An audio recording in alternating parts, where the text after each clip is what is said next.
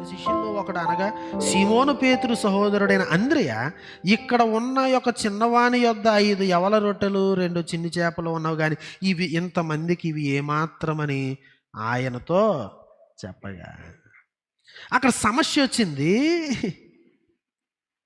శిష్యులందరూ ఒక సొల్యూషన్ చెప్పారు. ప్రభువా, ఎందుకు వచ్చిన గొడవ మనకి, ఇటు పంపించే ఏదో తలపోటు మనకి.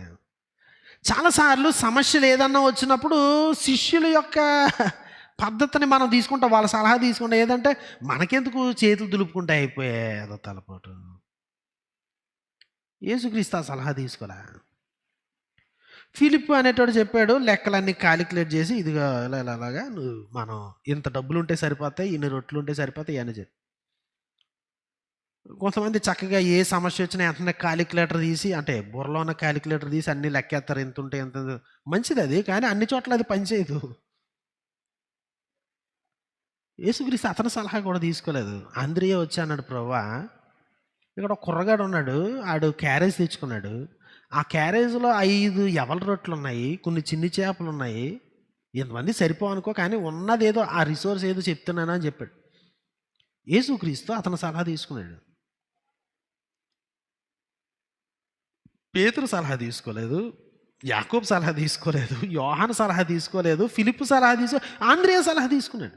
ఎందుకంటే ఆంద్రేయ పర్టికులర్గా ఒక వ్యక్తిని, ఒక చిన్న పిల్లోడు, అంటే యేసుక్రీస్తు వాక్యం చెప్పేటప్పుడు ఆ పిల్లోడితో పరిచయం చేసుకుని ఉంటాడు. ఏం పేర్రా నీ పేరు, బొడ్డోడా, ఒకడవి వచ్చావా, క్యారేజ్ భలే తెచ్చుకున్నావు. ఎంత డీటెయిల్డ్గా తెలుసు అంటే, ఆడు తెచ్చుకున్న యవల రొట్టెలు, ఆడు తెచ్చుకున్నది 5 రొట్టెలు, చిన్ని చిన్ని చేపలు తెచ్చు, ఇంత డీటెయిల్స్ ఈయనకి ఎలా తెలుసు ఆడు బాక్స్లో దాచుకుంటే. అంటే ఈ పిల్లోడిని మనోడు ఖచ్చితంగా ఆడించి ఉండాలి.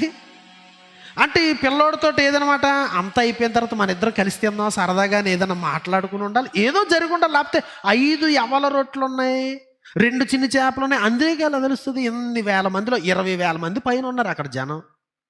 ఆయన ఏమి అంద్రేయ గారి చుట్టమో బంధువు అని కూడా ఏమీ లేదు. అంటే సాధారణమైనటువంటి వ్యక్తులను చీచి బుజ్జి అని పలకరించగలిగినటువంటి దమ్మున్నోడు.